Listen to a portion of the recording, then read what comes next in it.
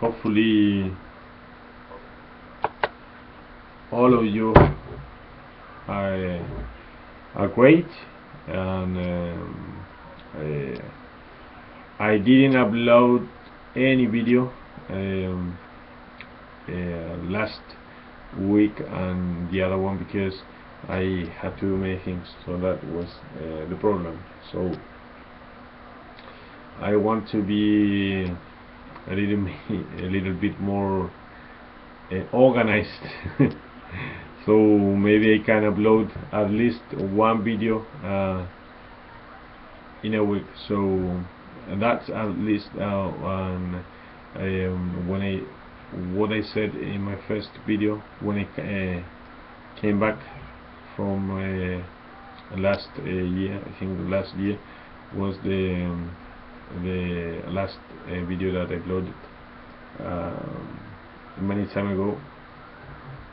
That my idea is to be more perseverant, because I want to help you guys learn Spanish, and I think it's really funny to help people to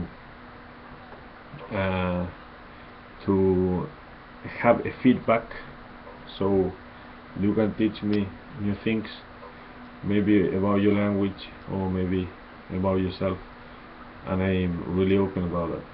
So my apologies, and what I want to do right now in this video is that I would like to continue with the verb estar. It's a very important one, a basic but really important. We use it in our daily life, and you too in English, and in Spanish we can say that it's a little bit complicated because we make a difference about that verb in particular, and the difference is that, for instance, when we talk about ser, we most of the time talk about date, hour,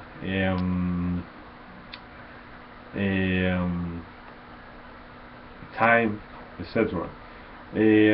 So in this example I have written something for you. I've got that. If you see here, in Spanish, when we ask about time, what time is it, we say ¿qué hora es?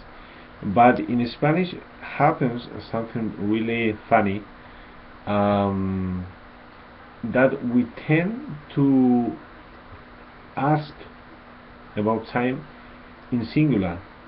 We say ¿qué hora es? And many people say ¿qué horas son? And that's correct too, I will say, because many people in Spanish say no, you can't say that, you can't, because you must say ¿qué hora es? But in relation to time, in Spanish we tend to see time as plural. So when we ask ¿qué horas son? Is correct too, at least in my opinion. But the majority of the people say ¿qué hora es? And the majority of the people say in this case, for instance, son las dos. You know, it's 2 o'clock, and they say son las dos. They don't say es las dos, because, as I said, we tend to talk about time in plural. And even though when we say one at night, or maybe 1 in the afternoon, we say son las una. So that's plural too, and that's funny. When you think about that, you say this is really funny, the way, at least how we talk in Spanish. And But I think you've got to follow the collocation. Most of the people say ¿qué hora es? And you say son las dos or son las una. Other good example,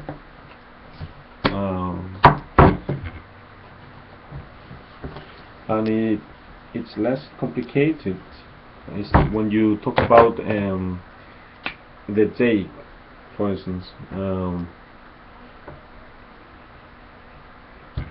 What day is today? And we ask in Spanish, ¿qué día es? You know. And remember, when we ask in Spanish, we've got two question marks. Two at the beginning. Sorry, here. You know, in the computer, the camera is the other way around. That's why you get confused. At the beginning, and as an English at the end. So we say ¿qué día es? ¿Qué día es? And that is not difficult, and because for instance, day is always singular for us. It's like in English. But remember that Spanish is a language that uses this mark. I don't remember the name in English. In Spanish is tilde. You know, it's like a mark here. So well, even though if you not use it very often, people will understand, but it's part of the language, and but many people don't use it correctly, especially when you chat, when you write, you know. It's especially Chilean people. We Chilean people are really informal, and you know, that's a good example. And you said in this case, today is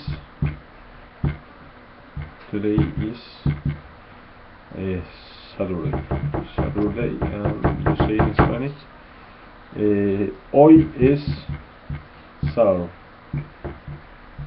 Hoy es sábado.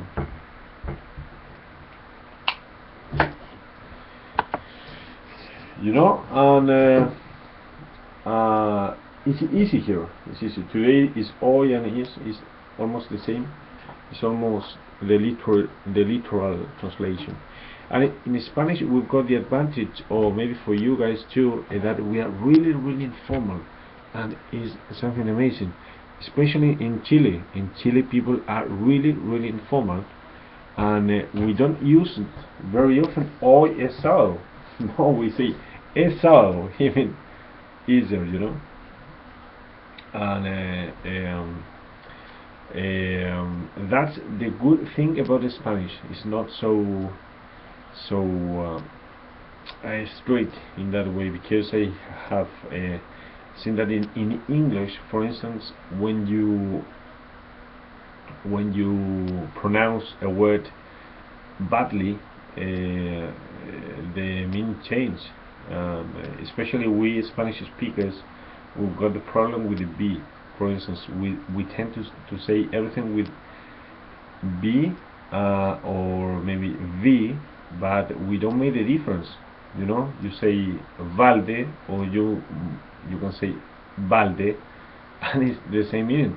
But in English, you can pronounce something with b or v, and it changes the meaning. So for you guys, if you pronounce in that way, I mean, not so strictly, some letters,